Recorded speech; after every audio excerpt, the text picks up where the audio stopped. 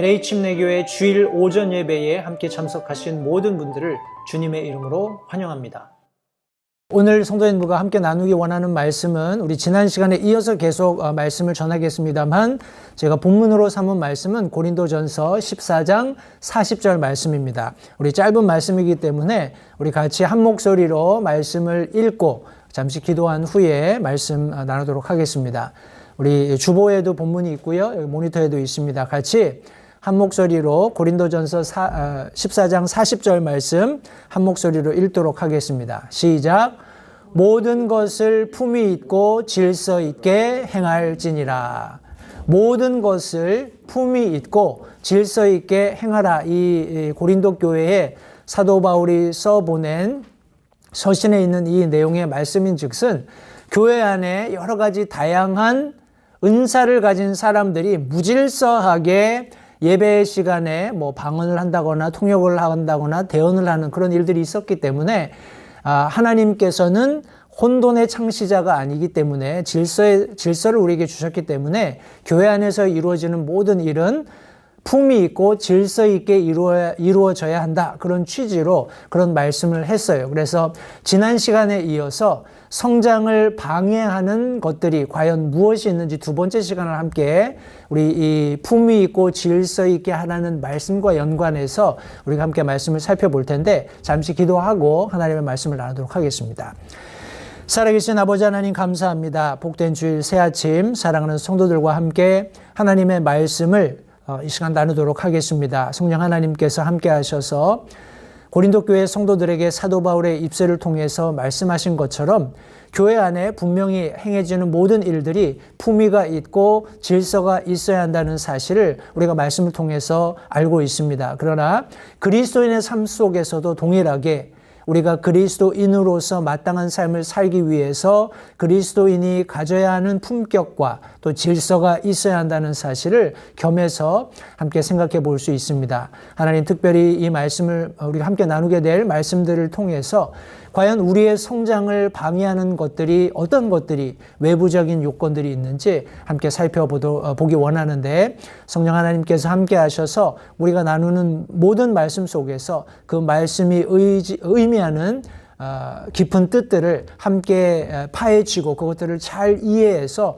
우리의 삶에 적용함으로써 이런 여러 가지 우리의 성장을 방해하는 것들이 실제하는 것은 사실이지만 그것들을 능히 이기고 감당함으로써 성장을 이루어내는 그런 복된 그리스도인들이 될 수 있도록 도와주시기 원합니다. 말씀 전하는 소정과 말씀을 듣는 성도들이 한 가지로 성령 하나님의 조명하시는 은혜 가운데 있게 도와주셔서 하나님의 말씀을 밝히 깨달아 이해함으로 우리가 모두 자라가는 하나님의 놀라운 은혜를 이 시간 베풀어 주시기를 다시 한번 간절히 바라옵고 예수님의 귀하신 이름으로 기도했습니다.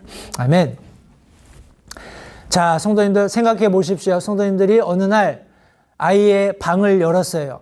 방의 문을 열었는데 방이 이렇다고 한번 생각해 보십시오. 어떻겠어요? 야, 도대체 이 아이가 언제 커서 자기 옷 정리정돈을 할 것이며 방 청소를 할 것인가 그런 아마 생각이 들 거예요. 아마도 많은 부모님들이 개인적으로 내가 내 아이의 방문을 열었다면 이렇게 깔끔하게 잘 정리되어 있기를 바라실 겁니다. 그렇죠? 예. 그런데 성도님들 우리가 우리 자녀들을 향해서 그런 소망을 가지는 것처럼 하나님께서도 우리 믿는 그리스도인들의 삶을 들여다보실 때 동일하다라는 거예요. 우리의 삶에 여러 가지 방면에 있어서의 문제들이 있을 수 있습니다. 그러나 그것들을 잘 하나님의 말씀의 원리에 입각해서 정리정돈하고 그것들을 잘 다룰 줄 안다면 하나님께서 우리 부모가 자녀들이 이렇게 잘 정리된 방을 가지고 있을 때 기분이 좋고 기뻐할 수 있는 것처럼 하나님도 그런 그리스도인들을 향해서 기뻐하시고 아마 감격해 하실 수도 있지 않을까 하는 생각을 해봅니다. 성도님들, 교회 안에 품위 있고 질서 있게 일들이 행해져야 함과 동시에 우리 그리스도인들의 개별적인 삶에도 그런 동일한 품위와 질서가 있어야 한다는 것을 기억하시기 바랍니다. 우리 이런 잘 정리된 우리 거실에 아마 뭘 제일 하고 싶으냐 아마 물어본다면 커피 한 잔 타가지고 와서 책 한 권 들고 이렇게 여유 있게 커피를 마시면서 책을 보고 싶다, 그런 생각을 아마 가지실 거예요. 우리가 읽었던 고린도전서 14장 40절에 품위 있고 질서 있게 하는 이 단어들의 원래 성경적인 의미는, 품위라는 단어는, 이게 글씨가 깨졌네요. 예, 이 품위라는 단어는 적절하게, 단정하게 혹은 아름답게 하는 그런 의미를 가지고 있습니다. 그리고 질서라는 말은 말 그대로 질서 혹은 배열, 조화, 이런 것을 의미하고 있어요. 때문에 교회 안에서 사도 바울이 무슨 일을 할 때든지 품위 있고 질서 있게 하라라고 말씀하시는 것은 적절하게, 과하지 않게, 단정하게, 그리고 누가 봐도 아름답게 하고 질서 있게 잘 배열을 갖추고 조화를 이루어서 하도록 명령하고 있다는 것을 성도님들 기억하시기 바랍니다. 그리스도인의 삶에서도 우리가 무엇인가 화려하게, 돋보이게, 아니면 다른 사람들보다 더 뛰어나고 각광받는 그런 그리스도인의 삶을 살라는 것이 아니에요. 그것이 영적인 그런 성장의 척도가 아니라는 말입니다. 영적인 성장을 이루는 사람들의 삶을 보면 단정함이 있다라는 거예요. 그리고 그 삶에 조화로움이 있다는 것을 우리가 확인할 수 있습니다. 이런 영적인 성장을 하나님께서 우리에게 기대하시는데, 지난 시간에 우리가 세 가지, 특별히 내면적으로 성장을 방해하는 것들이 있다라고 함께 살펴보았습니다. 그 세 가지가 뭐였는지 혹시 기억하세요? 하나는 두려움, 하나는 무지, 그리고 하나는 욕심이었습니다. 이 세 가지 것들이 우리가 영적으로 자라는 것들을 방해한다고 지난 시간에 살펴보았고, 오늘은 좀 외부적인 것입니다. 외부적인 것들이 우리에게 성장을 방해하는 그런 어떤 요소들로 작용을 하는데, 첫 번째 우리가 함께 살펴보고자 하는 것은 바로 거짓 교사입니다. 우리 성경에는 거짓 대언자라고도 언급이 되어 있는데, 성경 말씀에 보면 거짓 대언자들에 대한 경고의 말씀들을 많이 기록하고 있어요. 그러나 특별히 오늘 마태복음 7장에 기록된 예수님께서 언급하신 거짓 대언자들에 대한 경고를 한번 살펴보겠습니다. 마태복음 7장 15절부터 20절 말씀에 보시면 거짓 대언자들을 조심하라. 그들은 양의 옷을 입고 너희에게 나오나니 속은 약탈하는 1인이라. 너희가 그들의 열매로 그들을 알리니 사람들이 가시나무에서 포도를 또는 엉겅퀴에서 무화과를 거두겠느냐. 이와 같이 좋은 나무마다 좋은 열매를 맺고 변질된 나무는 나쁜 열매를 맺나니 좋은 나무가 나쁜 열매를 맺지 못하고 또 변질된 나무가 좋은 열매를 맺지 못하느니라. 좋은 열매를 맺지 아니하는 나무마다 찍혀 불 속에 던져지나니 그러므로 너희가 그들의 열매로 그들을 알리라. 성경이 말씀하고 있습니다. 방금 읽은 말씀해 보시면 거짓 대언자들을 조심하라 하고 예수님께서 경고의 말씀을 주시면서 그 거짓 대언자를 어떻게 알 수 있는지, 또 그것을 알 수 있는 근거가 무엇이고 그들의 결말이 무엇인지를 다 여기 말씀해 주셨어요. 우리 무엇을 가르치는 사람, 우리 야고보서 3장 말씀에 보면 너희는 될 수 있으면 선생들이 되지 말라고 했어요. 왜냐하면 말에는 그에 부합하는 책임이 뒤따르기 때문에 그렇습니다. 그래서 많은 사람들이 목사가 되고자 하는 열망이 있지만 모든 그런 열망을 가진 사람들이 다 목사가 될 수 있는 것은 아닙니다. 하나님께서 소명하시는, 하나님께서 부르시는 부르심이 있지 않고는 많은 경우에 사꾼으로 전락할 수 있는 그런 위험성이 있기 때문에 우리 디모데나 디도서에 기록된 것처럼 특별하게 하나님께서는 이 하나님의 말씀을 전하는 사역자들의 자격 조건을 이미 제시해 놓으셨습니다. 그런데 특별히 우리가 거짓 교사들, 거짓 대언자를 생각할 때 그들은 그들의 삶을 통해서 그들의 가르침이 거짓이라는 것을 얼마든지 우리가 검증해낼 수 있다는 거예요.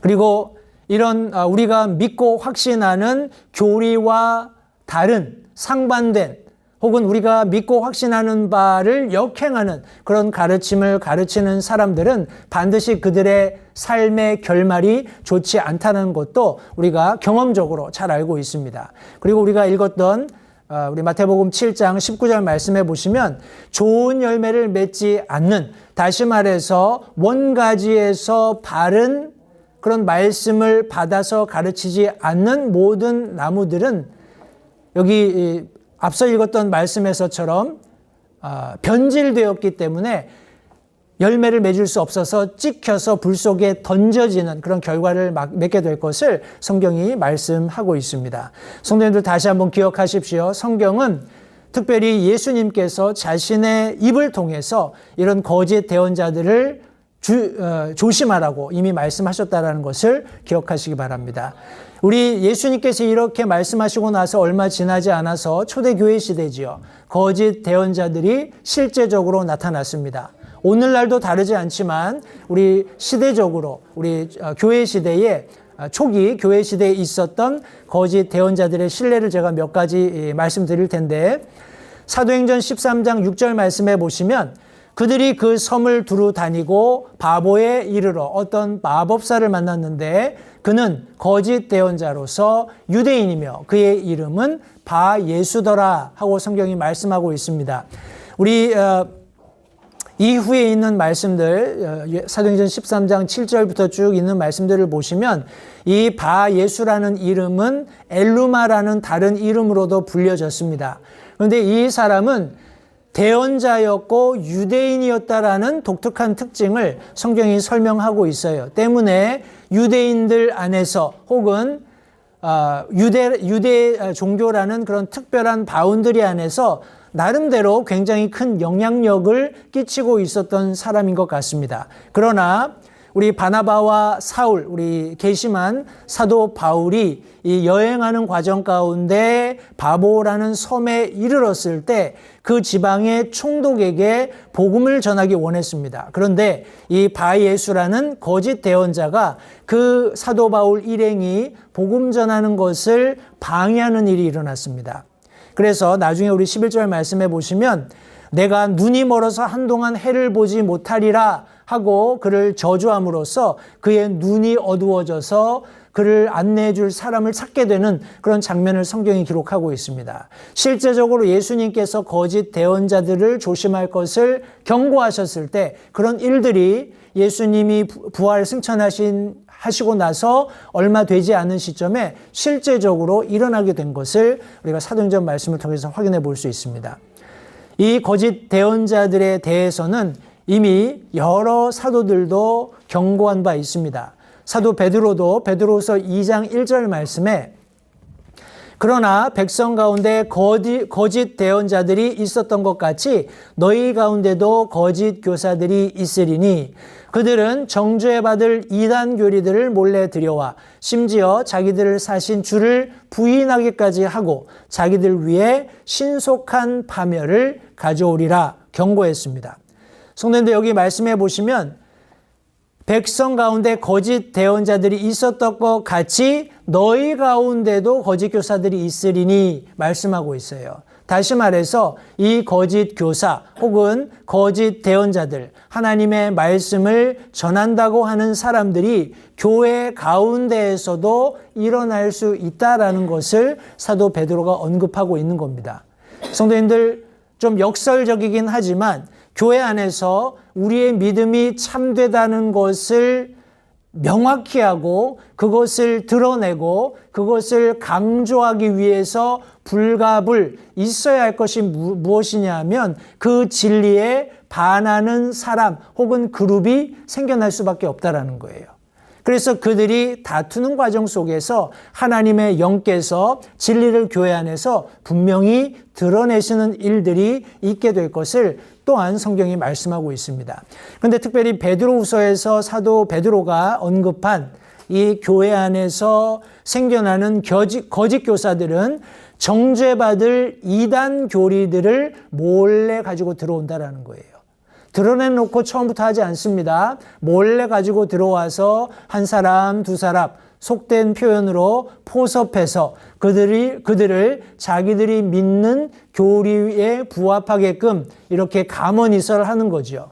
그리고 심지어는 자기들을 사신 주를 부인하고 결과적으로는 신속한 파멸을 경험하게 되는 일이 있을 것을 성경이 말씀하고 있습니다.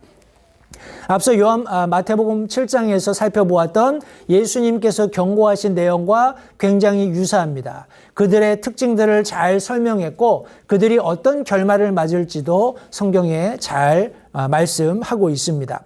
우리 사도 요한도 같은 맥락에서 요한일서 4장 1절에서 이렇게 말씀합니다.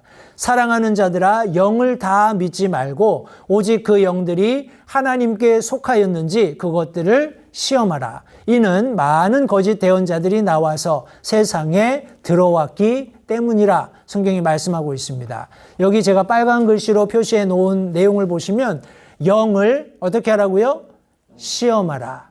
테스트, 프루브 하라는 거예요. 검증하라는 겁니다. 성도님들 그런 측면에서 우리가 살고 있는 이 시대는 그렇게 하기가 굉장히 어려운 그런 테크놀로지 시대를 지나고 있어요. 우리 원하기만 한다면 뭐 타블렛이 되었건 컴퓨터가 되었건 핸드폰이 되었건 우리가 유튜브에 들어가서 내가 원하는 사람들의 설교를 듣고 어떤 강연을 듣고 요새는 뭐 쇼츠라고 해서 짧은 클립들도 틱톡이나 뭐 인스타그램이나 이런 것들을 통해서 우리가 다양하게 접할 수 있습니다. 그런데 문제는 뭐냐 하면 그 사람들이 그렇게 짧게 혹은 장시간 좋은 내용을 가지고 사람들에게 전하는 내용들 이면에 그것을 전하는 사람 자신의 삶이 검증되지 못한다는 거예요. 그런데 그것을 사람들이 아무런 여과 장치 없이 그냥 받아들이는 거예요. 그러다 보니까 그 영을 시험하기 굉장히 어려운 그런 상황 가운데 놓이게 되는 겁니다. 성도님들 무조건적으로 그런 외부의 인포메이션들을 받아들이는 것은 건강한 그리스도인이 되는데 치명적인 장애물이 될 수 있다는 것을 다시 한번 기억하시기 바랍니다. 저는 제가 말씀을 준비하고 말씀을 가르치고 하는 그런 모든 과정들 속에서 제가 굉장히 부족하다라는 것을 늘 스스로 느낍니다. 그런데 제가 한 가지 확신하는 것은 제가 가르치는 것이 비록 부족하고 제가 가르치는 것이 비록 다른 어떤 탁월한 목사들이든지 교사들이든지 어떤 영적인 사람들과 비교했을 때 월등하게 뛰어나지도 못하고 굉장히 부족한 것을 알지만 중요한 것은 제가 전해드리는 성도님께 전해드리는 말씀은 적어도 하나님의 말씀 안에 있다라는 것, 그것은 제가 확신할 수 있습니다. 제가 전하는 말씀은 이 하나님 말씀 안에 있어요. 제 경험도 짧기 때문에 경험을 나눌 수도 없고 학식이 짧기 때문에 어떤 학문적인 것을 나눌 수도 없습니다. 그러나 제가 기도하면서 성도님들의 한 분 한 분의 영적인 성장을 생각하며 말씀을 찾고 고민하는 과정 가운데 하나님께서 제게 주신 말씀이기 때문에 적어도 우리가 함께 믿고 공유해야 하는, 그리고 하나님께서 성장을 약속하신 그 교리의 틀 안에 있다라는 것을 성도님들 다시 한번 기억하시고, 부족함이 많음에도 불구하고 주일날 함께 오셔서 말씀 듣는 성도님들께 다시 한번 감사드리고, 이런 겸손하고 하나님 사랑하는 성도님들의 하나님을 예배하는 이런 자세를 통해서 하나님께서 영적인 성장을 이루신다라는 것을 절대 잊지 마십시오. 우리가 유튜브를 1시간씩, 2시간씩, 4시간씩, 10시간씩 그렇게 아무리 배우고 익힌다고 해도 그것이 좋은 인포메이션은 될 수 있어요. 그러나 실제적인 영적인 성장을 이루는 데는 그렇게 썩 좋은 수단이 될 수 없다라는 것을 다시 한번 기억하시기 바랍니다. 우리 거짓 대언자들에 대한 경고와 신뢰들을 살펴보았습니다. 계속 말씀들이 언급하고 있는 것처럼 성경은 분명히 거짓 대언자들의 운명을 밝히 드러내 놓았습니다. 요한계시록 19장 20절 말씀해 보시면, 물론 인용하게 될 이 두 요한계시록의 구절은 7년 환란이라는 특수한 기간 동안에 사람들을 미혹하기 위해서 존재하는 그런 거짓 대언자를 설명하고 있습니다. 그러나 우리 영적인 그런 관점에서 오늘날 우리가 살고 있는 이 시대에도 예수님이 경고하셨던 많은 거짓 대언자들이 여러 가지 다양한 사람들을 미혹하는 수단들을 가지고 사람들을 계속 진리에서 벗어나게 하고 있다는 것도 우리가 함께 이해하면 좋겠습니다. 요한계시록 19장 20절 말씀해 보시면 짐승이 잡히고 또 그 앞에서 기적들을 행하던 거짓 대언자도 그와 함께 잡혔는데 그는 짐승의 표를 받은 자들과 그의 형상에게 경배하던 자들을 기적들로 속이던 자더라. 이 둘이 산채로 유황으로 불타는 불호수에 던져지고, 우리 거짓 대언자의 결말이 뭡니까? 운명이 뭡니까? 여기 산채로 유황으로 타는 불호수에 던져지는 겁니다. 그것이 그들의 결말이에요. 그렇기 때문에 어떤 의미에서는 더 열정적으로 더 큰 능력을 가지고 사람들을 이 시대에도 미혹하려고 하는 이유가 되는 겁니다. 요한계시록 20장 10절 말씀해 보시면 또 그들을 속인 마귀가 불과 유황호수에 곧 그 짐승과 거짓 대언자가 있는 곳에 던져져서 영원 무궁토록 밤낮으로 고통을 받으리라. 그들의 운명은 정해져 있습니다. 성도님들, 지금 오늘날 이 시대에도 공중의 권세를 잡고 자신의 모든 힘을 동원해서 이 세상을 미혹하려 하는, 그리스도인들조차도 믿음에서 떨어지게 하려는 마귀 사탄의, 우리가 흔히 마귀 사탄의 삼위일체라고 이야기하는 마귀, 짐승, 거짓 대언자 모두 그들이 하나같이 불과 유황의 호수에 던져져서 거기서 영원토록 밤낮을 고통받게 될 것을 성경은 말씀하고 있습니다. 다시 한번 성도님들, 우리는 성경으로 되돌아가야 합니다. 그리고 우리에게 성경에서 가르치고 있는 진리대로 가르치는 바른 교사들을 우리가 가지는 것, 그것이 얼마나 중요한지 다시 한번 기억하시고, 앞서 말씀드린 대로 제가 여러 모양으로 부족함이 많습니다. 그럼에도 불구하고 하나님께서 제게 주신 한 가지 부담은 성도님들이에요.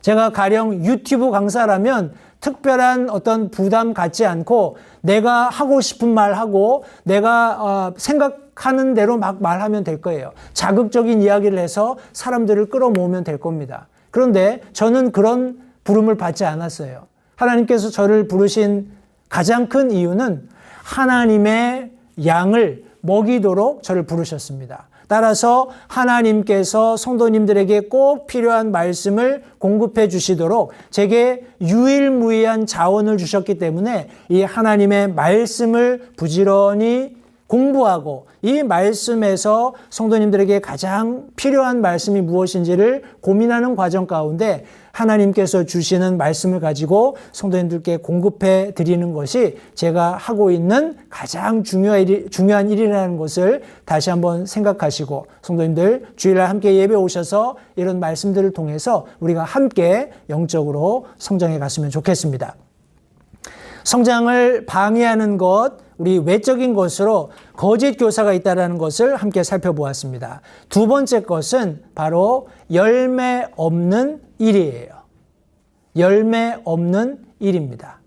성도님들, 우리가 살아가다 보면 그리스도인임에도 불구하고 세상 사람들하고 별반 차이 없는 일들 때문에 아주 분주하고 바쁜 일상을 보내는 경우들이 종종 있습니다.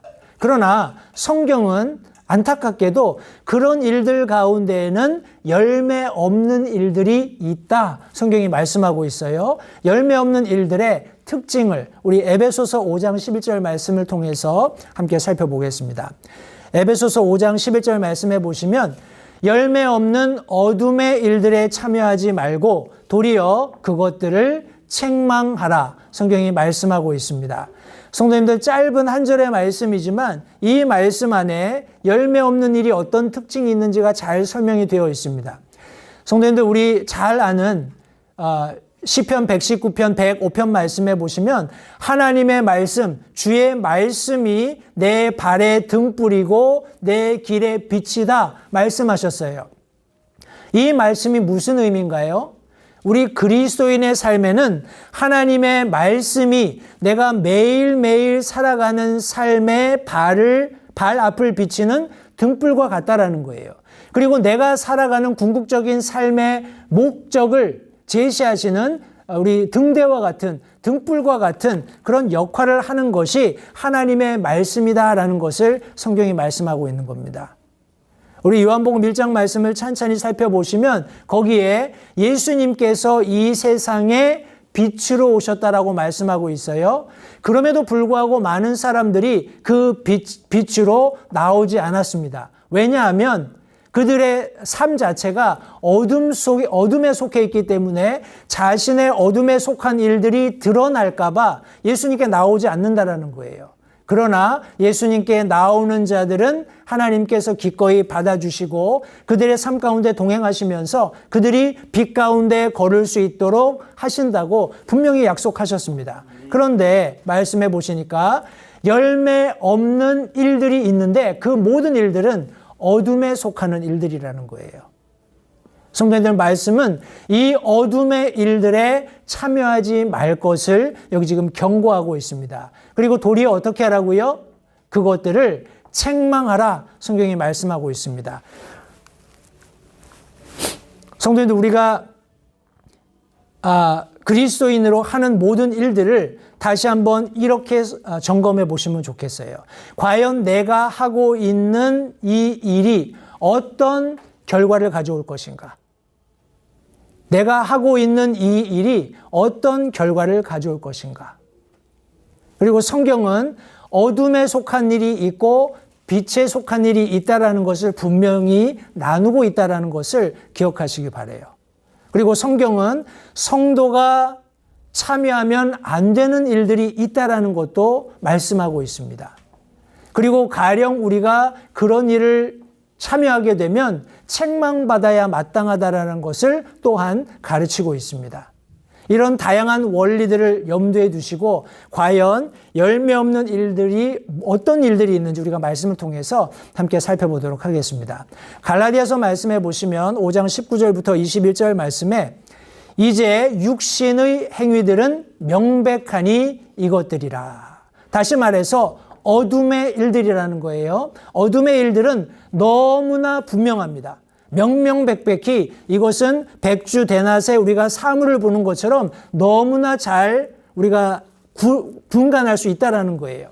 그러면서 뭐라고 말씀하시냐면 간음과 음행과 부정함과 색욕과 우상숭배와 마술과 증오와 불화와 경쟁과 진노와 다툼과 폭동과 이단파당과 시기와 살인과 술취함과 흥청됨과 또 그와 같은 것들이라. 내가 또한 전에 너에게 말한 것 같이 이것들에 대하여 미리 너에게 말하노니 그런 것들을 행하는 자들은 결코 하나님의 왕국을 상속받지 못하리라. 우리 사도 바울이 갈라디아서를 통해서 말씀하고 있습니다. 성도님들, 여기에 육신의 행위들은 명백하다 하면서 여러 가지 언급하고 있는데 이것들을 우리가 구분한다면 성적인 부도덕 혹은 영적 부패, 사회적 갈등, 그리고 개인적인 방탕을 모두 망라하고 있습니다. 이런 모든 일들은 열매 없는 어둠의 일들이라고 성경이 말씀하고 있어요. 그러면서 우리 여기 마지막 부분에 뭐라고 말씀하고 있냐 하면 그런 것들을 행하는 자들은 결코 하나님의 왕국을 상속받지 못하리라 말씀하고 있습니다. 이 말은 구원받은 것을 잃어버릴 수도 있다, 이런 의미가 아니에요. 우리 믿는 그리스도인들은 하나님의 왕국에서 하나님과 예수 그리스도와 함께 통치하는 놀라운 특권을 누리게 될 것입니다. 그러나 그리스도인임에도 불구하고 내가 이런 어둠의 일들, 열매 없는 일들에 대해서 성경이 명백하게 말씀하고 있는 내용들이 있음에도 불구하고 의지적으로 내가 그것들을 행하고 그 가운데 탐닉하고 그것을 회개할 줄 모르면 하나님의 왕국에서 내가 마땅히 누려야 할 것들을 빼앗기게 된다는 겁니다. 성도님들 기억하시기 바라요. 우리 하나님께서는 우리 모든 그리스도인들이 하나님의 말씀에 입각해서 영적인 안목을 가지고 하나님께서 주신 특권을 누리면서 또 그것에 이르도록 힘쓰기를 기대하고 계십니다. 그래서 요한일서 1장 9절 말씀과 같이 만일 우리가 우리 죄를 자백하면, 그죠? 성도님들 우리가 열매 없는 일들에 내가 부지불식간에 노출될 수 있습니다. 내가 빠질 수 있어요. 우리 다윗을 한번 살펴볼까요? 성도님들 많은 사람들이 다윗을 존경합니다. 그죠? 다윗을 굉장히 영적으로 탁월한 인물로 알고 있고 다윗 같은 인물이 되기 원해서 자기 이름을 데이비스로 하든지 자기의 아이들의 이름을 데이비스라고 짓습니다. 왜냐하면 성경에서 하나님께서 내 마음에 합한 자다 하고 칭찬하시고 그에게 왕좌를 허락하시고 그에게 모든 세대에 이르는 특별한 왕좌를 허락하시는 그런 약속들이 있었기 때문에 그래요. 그러나 그가 음행했습니다. 그가 간음했어요. 그죠? 여기 열매 없는 육신의 행위를 그가 범했단 말이에요. 그런데 중요한 것은 뭐냐면 그가 우리 나단 선지자가 와서 그를 책망했을 때 회개했습니다. 하나님께서 회개하는 사람은 어떻게 하실까요? 계속 감정을 가지고 계실까요? 그렇지 않습니다. 하나님께서 용서하시죠. 그리고 마치 동이 서에서 먼 것처럼 그의 죄를 깨끗하게 도말해 주십니다. 그런 회개와 용서하심의 은혜가 그의 삶에 있었기 때문에 다윗이 위대한 거예요. 성도님들 오늘날 우리 예수 그리스도를 개인의 구주로 영접한 그리스도인들도 때때로 내가 알지 못하는 가운데 내가 알지 못하는 어떤 상황 속에서 열매 없는 일들에 빠지는 그런 우를 종종 범할 수 있습니다. 그럴 때 우리가 잊지 마실 것은 성도님들 여기 너무나 명백하게 드러난 이런 일들이 내 삶 가운데 있음을 하나님의 말씀을 통해서 깨닫게 되었을 때 회개하시면 됩니다. 회개하시면 하나님께서 우리에게 하나님의 왕국에서 우리에게 주시겠다고 약속한 모든 것들을 받고 누리는 은혜를 우리가 경험할 수 있게 될 것이기 때문에 그렇습니다. 성도님들 다시 한번 기억하십시오. 실제적으로 우리 그리스도인들 삶 가운데 하나님께서 원하시는 것은 열매를 맺고 더 풍성히 맺는 거예요. 그러기 위해서 우리가 힘써야 할 것은 원줄기가 되시는 예수 그리스도께 붙어 있는 겁니다.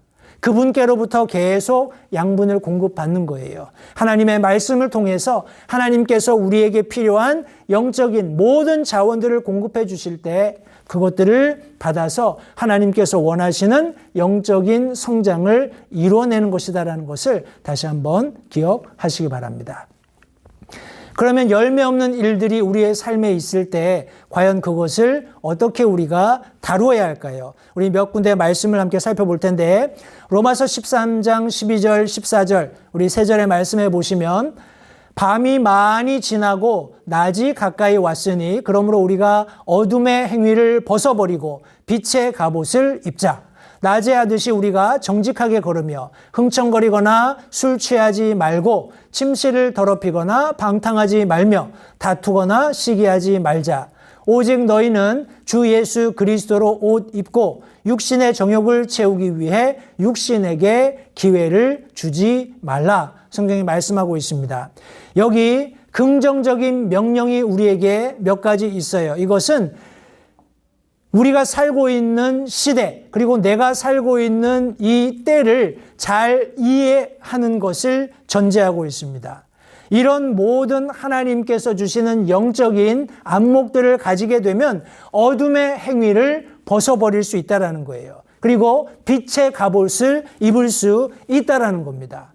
하나님의 말씀 가운데 내가 노출되었을 때 비로소 정직한 삶을 살 수 있는 거예요. 예수 그리스도로 옷을 입는 겁니다. 예수님 그리스도께서 앞서 살며 보여주셨던 많은 그분의 삶의 모습들이 내 삶에서도 경험될 수 있도록 힘쓰는 우리 그리스도인의 삶을 살게 될 때 이런 열매 없는 일들이 우리 삶에서 제거될 수 있다는 것을 기억하시기 바랍니다. 많은 사람들이 우리 지금 방금 읽었던 이 말씀에 보시면 부정적인 모습으로 사는 그런 모습들이 종종 보입니다. 흥청거리거나 술 취하지 말고. 성도님들, 이것은 물리적으로 우리 알코올이 될 수도 있습니다. 그리고 또 다른 한편으로는 내가 영적으로 열매 없는 어둠의 일을 하고 있다는 것을 깨닫지 못하게 하는 모든 것들을 저는 포함하고 있다고 생각을 합니다. 내 삶이 얼마나 신속하게 지나고 있는지, 내가 맞이한 오늘 하루가 얼마나 귀중한지 제대로 깨닫지 못하고 흥청거리면서 내가 영적으로 각성하지 못하는 술 취하게 하는 것, 나를 몽롱하게 하는 것들, 내가 맑은 정신 갖지 못하게 하는 그런 모든 것들에 노출되어 있다는 거예요. 심지어 침실을 더럽히고 방탕하며 다투고 시기하며 육신에게 기회를 내주는 그런 그리스도인들도 있다라는 것을 전제하고 우리 사도 바울이 로마서에 이렇게 기록하고 있는 겁니다. 성도님들이 요한복음 3장 19절부터 20절 말씀에 성경이 이렇게 말씀합니다. 정죄는 이것이니 곧 빛이 세상에 왔으되 사람들이 자기 행위가 악함으로 빛보다 어둠을 더 사랑한 것이니라. 이는 악을 행하는 자마다 자기 행위를 책망받을까 염려하여 빛을 미워하고 또 빛으로 나오지 아니하기 때문이다. 성경이 말씀하고 있습니다. 성도님들, 우리 히브리서 말씀해 보시면 하나님께서 책망하지 않는 자녀가 무슨 자녀냐 이런 말씀을 하셨어요. 성도님들 보십시오. 제가 여기 저희 교회 크리스찬 스쿨이 있기 때문에 아이들이 말썽 부리거나 말 안 들으면 제가 혼을 냅니다. 그리고 그 아이들 부모, 우리 교회에 있으니까 부모들에게 제가 얘기해요. 내가 우리 아들이 혹은 당신 딸이 말을 안 들어서 내가 좀 혼내줬다. 그러면은 뭐라고 그런지 아세요? 우리 일반 뭐라고 하나요? 우리 세큘러 그런 학교에서는 만약 그랬으면은 수할 거예요. 그죠? 선생이, 우리 아들을 어떻게 근데 여기는 제가 그렇게 얘기하면은 잘했다고, 더 필요하면 매를 때려도, 물론 실제로 제가 매를 때리진 않지만 매를 때려도 괜찮다고 그렇게 이야기를 해요. 저도 똑같은 마음입니다. 가령 제 아이가 크리스찬 스쿨을 다니고 선생님이 그 아이의 어떤 잘못된 것을 보고 그것을 바로잡아 주기 위해서 하는 행동이라면 매를 좀 맞아도 저는 괜찮다고 생각을 합니다. 이런 생각 지금 얘기하면 경찰서에 잡혀갈 수도 있어요. 미국에서는 조심해야 됩니다. 이제 도널드 트럼프 대통령이 다행히 우리 대통령 취임하고 그런 부분에 대해서 굉장히 올드 패션, 그죠? 성경적인 그런 방향으로 이렇게 전체적인 정서를 틀고 있어서 감사한 일이지만 성도님들, 말씀의 핵심은 많은 사람들이 여전히 빛 가운데 나오기를 꺼리고 있다라는 거예요. 왜냐하면 그들의 삶이, 그들의 행위가 열매 없는 어둠에 속한 일이기 때문에 그래요. 그 어둠에 속한 일들을 빛 가운데 가지고 나오면 틀림없이 책망받을 수밖에 없잖아요. 교회도 마찬가지입니다. 어떤 사람들은 교회 안에서 이렇게 뭐라고 하나요? 모여서 함께 막 교제하고 하는 거 좋아해요. 그런데 어떤 순간에 자기가 감추어 두고 있었던 어떤 치부가 드러나면 그것 때문에 막 언성을 높이다가 결국에는 교회를 안 나옵니다. 왜 그럴까요? 그 일이 우리가 앞서 살펴보았던 여러 가지 하나님의 말씀을 근거로 봤을 때 옳지 않은 거예요.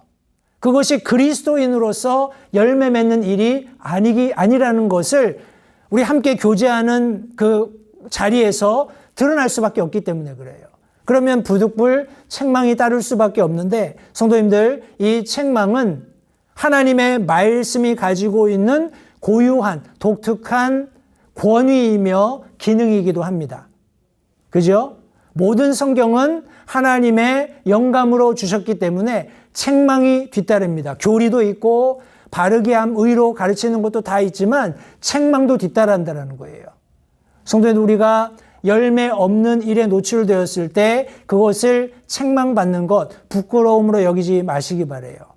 우리가 그런 내 행위가 열매 없고 어두움에 속한 일이라면 그것은 빨리 뉘우치고 돌이키고 도리어 열매 맺는, 풍성히 열매 맺는 삶을 살면 되는 것입니다. 골로새서 3장 5절 6절 말씀에서도 그러므로 땅에 있는 너희 지체들을 죽이라. 그것들은 음행과 부정함과 무절제한 애정과 악한 욕정과 탐욕이니 탐욕은 우상 숭배니라. 이것들로 인하여 하나님의 진노가 불순종의 자녀들에게 임하느니라. 성경이 말씀하고 있습니다. 이 한 말씀 가지고도 제가 1시간 설교할 수 있을 것 같아요. 너무나 많은 내용들을 이 말씀이 담고 있습니다. 그러나 그리스도인에게 가장 중요한 것은 이 땅에 있는, 이 땅에 귀속되어 있고 이 땅의 것들을 여전히 사랑할 수밖에 없는 이 지체, 육신의 소욕들을 죽이라는 겁니다. 그 안에 너무나 많은 부정적인 하나님의 진노가 임할 수밖에 없는 일들이 그 결과로 기다리고 있기 때문에 그래요. 성도님들, 끊임없이 우리 가운데 여전히 존재하는 육신적인 지체들을 죽이는, 그것은 성도님들 하나님의 말씀으로 될 수밖에 없습니다. 하나님의 성령의 도우심으로 될 수밖에 없어요. 그렇게 우리가 가지고 있는 육신적인 정욕들을, 열매 없는 일들을 이루기 원하는 욕정들을 우리가 십자가에 내어놓고 하나님의 도우심을 구하면서 풍성히 열매 맺을 수 있었으면 좋겠습니다. 우리 이사야서 5장 20절 말씀이 오늘 우리가 살고 있는 이 시대를 잘 드러내 보여주고 있습니다. 말씀해 보시면 악을 선하다 하며 선을 악하다 하고 어둠으로 빛을 삼으며 빛으로 어둠을 삼고 쓴 것으로 단 것을 삼으며 단 것으로 쓴 것을 삼는 자에게 화가 있을지어다. 성도님들, 지금 많은 의와 불의, 혹은 정의와 불의, 혹은 선과 악이 우리 막 뒤섞여 있는 그런 시대를 살고 있습니다. 그죠? 그런데 그런 관점을 가지고 그리스도인들이 그런 사람들과 함께 발맞추어 산다라는 것은 결과적으로 열매 없는 삶을 살고 있는 거예요. 어둠 속에 있는 삶을 살고 있는 겁니다. 성도님들, 빛에 노출되어서 빛 가운데 빛의 인도하심을 받아서 살아가는 그리스도인의 삶은 항상 어둠이 범접할 수 없다라는 것을 기억하시고, 그런 빛 가운데 걷는 그리스도인이 걷는 길에는 하나님께서 지켜주시고 보호해 주시는 은혜가 있다라는 것을 성도님들 항상 기억하시기 바랍니다.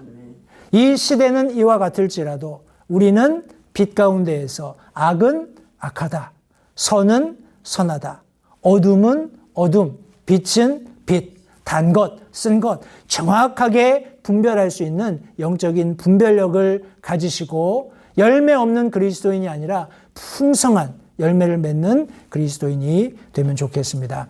우리 세 번째로 우리 성장을 방해하는 그런 요소들 중에 마지막은 분리되는 삶입니다. 분리되는 삶인데, 이 분리는 separation이 아니라 isolation입니다. separation은 그리스도인의 삶에 하나님이 요구하시는 거예요. 앞서 말씀드린 대로 빛 가운데 사는 삶은 어둠과 함께 있을 수 없겠죠. 그죠? 그렇기 때문에 자기 자신을 분리할 수밖에 없습니다. 내가 선한 것이 선한 줄 알면 선한 것을 악하다고 말하는 그 사람과 한 자리에 있을 수 없겠죠. 때문에 나 자신을 분리해내는 거예요. 그렇게 해서 우리 피 흘린 발자취를 보시면 우리 성경대로 믿는 그리스도인들이 오늘날까지 믿음을 지키면서 존속될 수 있었던 이유가 거기에 있었습니다. separation. 그런데 여기 지금 성장을 방해하는 요소들 중에 하나로 제가 지금 성도님들과 나누기 원하는 이 분리는 isolation이에요. 어떤 면에서는 고립되는 겁니다. 고립되는 삶이에요. 이 고립되는 세 가지 영역을 제가 함께 살펴보기 원하는데, 먼저는 믿음과 행함으로부터 분리되는 겁니다. 그래서 자기 스스로 고립되는 거예요. 우리 야고보서 2장 17절 말씀해 보시면, 이와 같이 믿음도 행위가 없으면 그것만으로는 죽은 것이니라 성경이 말씀하고 있습니다. 이 앞에 있는 몇 절의 말씀해 보시면 자, 우리 교회 안에 어떤 형제 자매가 헐벗고 굶주렸어요. 일용할 양식이 없습니다. 그런데 우리가 그것을 알면서 평안히 가십시오, 배불리 드십시오, 이렇게 이야기를 하고 실제적으로 그 사람이 필요한 것을 공급해 주지 않는다면 그것이 그 사람한테 무슨 유익이 있겠냐라는 거예요. 자, 제가 압니다. 저 사람이 먹을 게 없구나. 저 사람이 입을 게 없구나. 알고 있는데 그냥 내가 말로 평안히 가십시오, 배불리 드십시오, 이렇게 얘기하는 것이 무슨 의미가 있겠냐는 거예요. 그러니까 원리적으로 설명을 한다면 아는 것과 행동이 일치하지 않는다라는 거예요. 믿음이 있지만 그 믿음을 실제적으로 내 삶에서 보여주는 행위가 뒤따르지 않으면 그거 죽은 믿음이라는 거예요. 이해가 되시죠? 성도님들, 그런 그리스도인들이 생각보다 많습니다. 앞서 제가 설명드린 대로 성도님들, 우리가 유튜브를 보고 여러 가지 다양한 매체들을 통해서 소위 말하는 크리스찬이티, 그리스도인의 삶이 어떠해야 되는지, 영적으로 내가 어떻게 성장할 수 있는지 많은 정보들을 가져요. 그런데 그렇게 많이 정보들을 머릿속에 쌓아는 두지만 실제적으로 내 삶이 그렇지 못해요. 그렇다면 그것은 내가 가지고 있는 그 많은 정보들이 아무 의미 없다라는 겁니다. 사도 바울은 뭐라고 이야기하냐면, 내가 배운 그런 모든 학문들이 마치 배설물처럼 여긴다라고 말씀했어요. 성도님들, 배설물이 좋은 겁니까? 나쁜 겁니까? 좋을 수도 있고 나쁠 수도 있고. 그죠? 좋을 수도 있고 나쁠 수도 있고. 그런데 사도 바울이 그것을 배설물로 여겼다라고 얘기했을 때, 배설물이라는 것 자체를 보고서 세상 학문은 다 쓸모없어, 더러워, 이렇게 얘기했다고 저는 생각하지 않아요. 어떻게 생각하냐면, 내가 그 학문들을 많이 배웠어요. 유대인으로서, 아주 히브리인 중에 히브리인으로서, 바리새파의 가말리엘의 문화생으로서 잘 배웠는데 그걸 다 소화해내고 나니까 예수 그리스도를 아는 고상함이 너무 뛰어난 거예요. 예수님을 안다는 것이 너무 뛰어난 거예요. 그래서 결국 그가 뭐가 됐습니까? 미셔너리가 됐잖아요. 패스터가 됐잖아요. 프로페시 됐잖아요. 그죠? 전무후무한 사도가 되었잖아요. 그죠? 그의 삶이 있게 만든 것은 세상 학문 다 필요 없어, 이게 아니라 자기가 지금까지 유대인의 아주 가장 내가 열심 있는 사람이 되고 싶어 해서 배웠던 모든 것들을 다 소화해내고 나니까 그것이 이제 잘 소화해낸 배설물 같다라는 거예요. 그것의 가치는 내가 다 소화해내서 예수님을 바라보았을 때 깨닫게 되는 겁니다. 이해가 되시나요? 성도님들, 여러분들이 여러 어떤 자원들을 통해서 영적으로 많은 것들을 익히는 것 중요해요. 그런데 그것을 머리에 쌓아두시면 안 돼요. 그것을 내 삶에서 잘 소화시켜 내셔야 하는 겁니다. 다 소화시켜내서 내가 아주 유명한 어떤 말을 하고 예화를 하고 아주 그럴듯하게 어떤 주제에 대해서 이야기하고, 그게 중요한 게 아니에요. 그런 사람들의 이야기를 듣고 그 가운데에서 가장 중요한 핵심 원리들을 내가 잘 소화했다면 그것이 내 삶에서 드러나야 됩니다. 내가 가지고 있는 믿음, 그리고 그 행함이 분리가 되면 안 된다는 거예요. 일치가 되어서 내 삶에 드러날 때 성도님들 우리가 열매 맺는 삶을 살 수 있다는 것을 다시 한번 기억하시기 바랍니다. 우리 속담에 구슬이 서말이라도 꿰어야 보배다. 그죠? 구슬이 아무리 널려 있어도 그거 별로 크게 소용없습니다. 그런데 그것을 실에 잘 꿰어서 아주 예쁜 목걸이를 만들거나 이렇게 하면 비로소 그게 값어치가 생기는 거예요. 아무리 성도님들 여러 많은 자원들을 내가 가지고 머리에다 수북히 쌓아놓는다고 해서 그것이 내게 되는 것이 아니라는 거예요.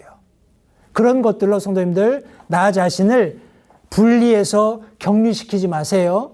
그것은 올바른 성장하는 그리스도인의 삶의 모습이 될 수 없다는 것을 기억하시기 바랍니다. 두 번째로는 신앙과 공동체로부터의 분리입니다. 우리 함께 모이는 예배드리는 이런 일들로부터 자기 자신을 분리해서 고립시키는 것은 성장하는 그리스도인의 모습이 아니라는 거예요. 히브리서 10장 24절 25절 2절 말씀해 보시면 서로를 살펴보아 사랑과 선한 행위에 이르도록 격려하며 어떤 사람들의 습관과 같이 우리의 함께 모이는 일을 패하지 말고 서로 권면하되 그날이 다가옴을 너희가 볼수록 더욱 그리하자.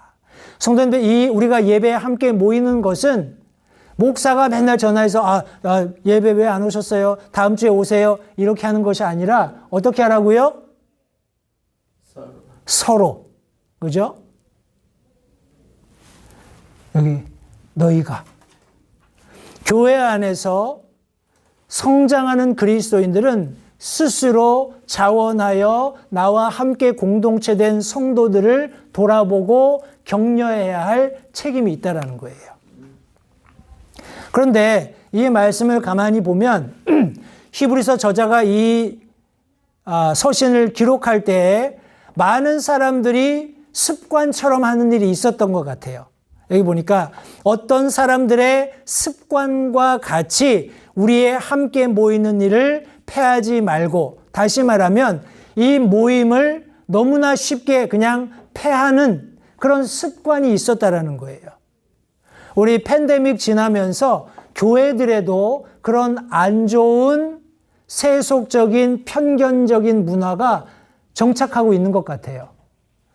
이번 주일은 이래서 예배 없고, 다음 주에는 저래서 예배 없고, 이 주일은 이래서 예배 빨리 끝나고, 다음 주일은 저래서 다른 걸로 대체하고, 이런 일들이 자꾸 생겨나고 있다라는 거예요. 그러나 성경은 뭐라고 말씀하고 있습니까? 그렇게 하지 말고 세상 사람들이 하는 것처럼 그런 습관적으로 하는 모임 패하는 일을 하지 말고 서로 권면하라는 거예요. 서로 함께 모일 수 있도록 힘쓰라는 겁니다. 사랑과 선한 행위에 이를 수 있도록 격려하라는 거예요. 그런데 이것은 성도님들 어떻게 해요? 그날이 다가옴을 우리가 볼수록 더 그렇게 해야 됩니다. 여기 그날이 뭐예요? 예수 그리스도께서 다시 오시는 그날입니다. 예수님 다시 오시죠? 아멘. 안 오셨으면 좋겠어요? 아니요. 하루라도 속히 오셨으면 좋겠죠? 아멘. 그런 날이 어제보다 오늘 더 가까워졌습니다. 지난주보다 훨씬 더 가까워졌어요. 지난해보다 훨씬 더 가까워졌습니다. 예수님의 다시 오시겠다는 약속이 그 약속과 같이 반드시 이루어질 것인데 그 날이 성도님들 사도 바울 시대보다 훨씬 더 가까워졌습니다. 가령 우리가 그것을 문자 그대로 성경이 말씀하는 대로 믿고 있다면 우리가 우리 스스로를 신앙과 공동체로부터 분리해서 고립시키는 것이 아니라 더 힘써서 함께 모여서 우리의 믿음을 더 견고하게 하나님의 말씀에 세우고 서로 격려하면서 서로 위로하면서 서로 하나님의 말씀을 가지고 세워가는 과정을 통해서 우리가 성숙하는 자라는 그리스도인이 되어야 한다는 것을 성도님들 기억하시기 바랍니다. 우리 마지막으로 분리되는 삶의 세 번째는 성령과 말씀으로부터의 분리예요. 요한복음 14장 26절 말씀해 보시면 위로자, 곧 아버지께서 내 이름으로 보내실 성령님 그분께서 너희에게 모든 것을 가르치시고 내가 너희에게 무엇을 말하였든지 너희가 모든 것을 기억하게 하시리라. 여기 특별히 요한복음 14장 26절 말씀에서는 예수님께서 내가 가면 보혜사, 위로자, 성령님께서 오실 텐데 그분이 오셔서 무슨 일을 하실지를 설명하셨어요. 뭐 하신다고요? 너희에게 모든 것을 가르치시고 너희에게 무엇을 말했든지 내가 말한 모든 것들을 너희가 기억하게 하실 것이다 약속하고 있습니다. 자, 그럼 제가 질문을 한번 드려볼게요. 성령 하나님은 거룩하신 하나님의 영이시죠. 그 성령 하나님께서 지금 교회 시대에 어디에 계시나요? 너무 어려운 질문인가요? 고린도전서 말씀해 보시면 Know ye not? 너희들이 알지 못하느냐? 너희 몸이 성령께서 거하시는 성전이다 말씀하고 있어요. 그죠? 성령께서 어디 계셔요? 우리 마음에 계셔요. 그죠? 우리 같은 고린도전서나 로마서 말씀해 보시면 성령께서 우리 마음에 들어오셔서 우리 가운데 계실 때 우리가 어디 있기를 원하실까요? 우리가 성령을 모신 성전인 내가 어디에 있기 원하실까요?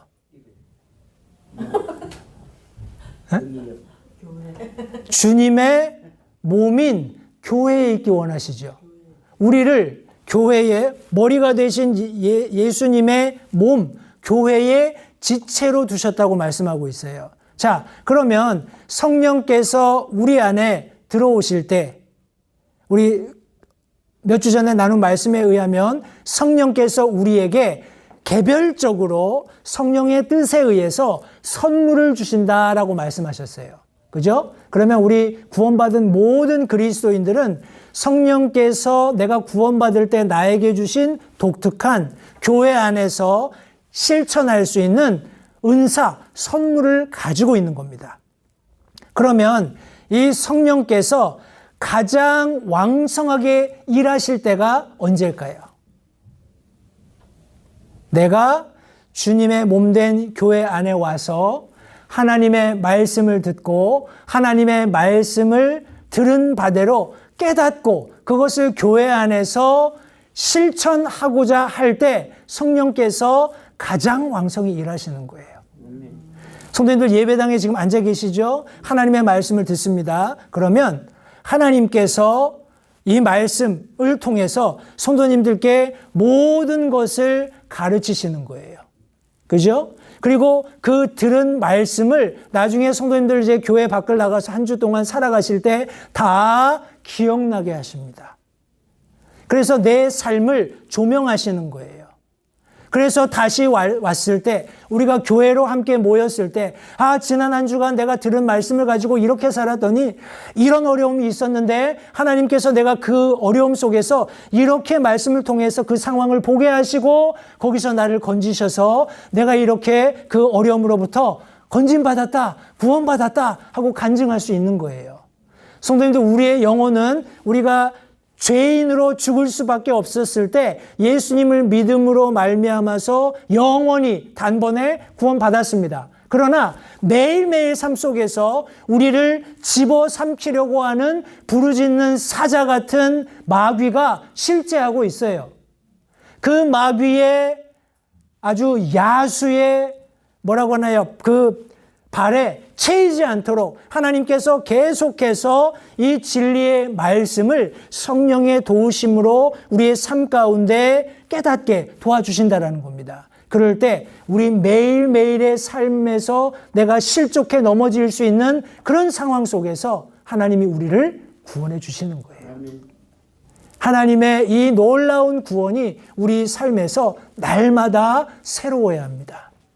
한 주 동안 세상에서 아무렇게나 살다가 주일날 와서 경건하게 예배드리는 거, 성도님들 그거 하나님이 원하시는 그리스도인의 삶이 아니에요.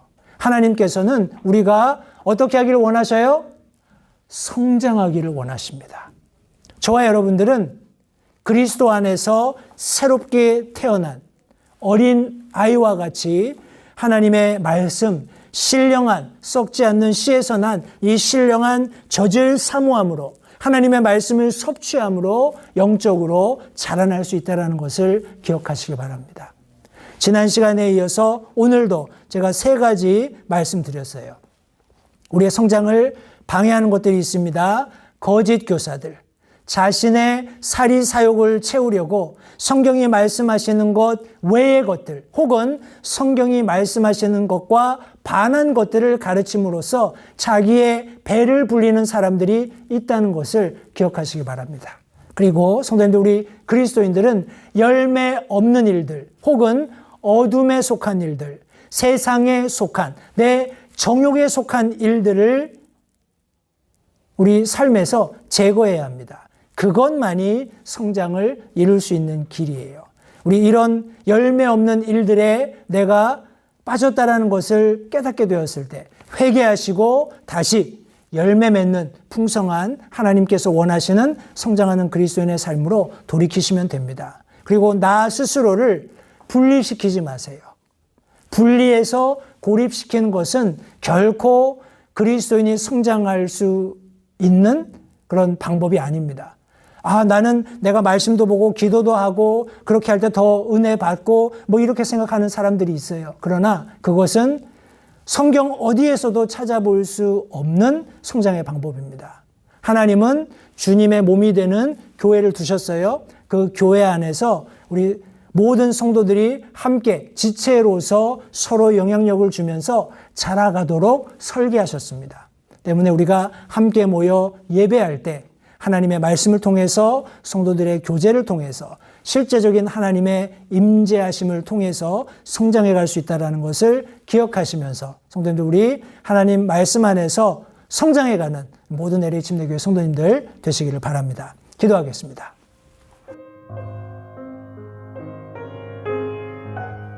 잠시 들으신 말씀에 따라 결단하는 시간을 가지시기 바랍니다.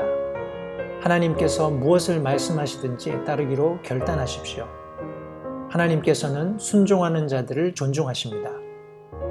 아직 예수님을 개인의 구주로 영접하신 사실이 없으시다면 자신이 죄인됨을 인정하며 하나님께 나오는 자들을 하나님께서 받아주신다는 확실한 말씀에 근거하여 다음과 같이 기도하십시오.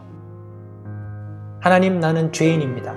나는 내 죄로 인해 죽을 수밖에 없음을 압니다. 그러나 예수님께서 내 죄를 위해 십자가에서 피 흘려 죽으시고 사흘 만에 다시 살아나셔서 내 죄값을 모두 지불하셨고 내게 새로운 생명을 약속하셨음을 믿습니다. 지금 이 순간 예수님을 내 마음에 모셔드립니다. 내 마음에 오셔서 나의 주와 그리스도가 되어주십시오. 예수님 이름으로 기도했습니다. 다음과 같이 기도하셨다면 여러분은 성경 말씀대로 구원을 받으셨습니다. 계속해서 주 안에서 함께 자라가는 복된 교제가 있기를 간절히 바랍니다.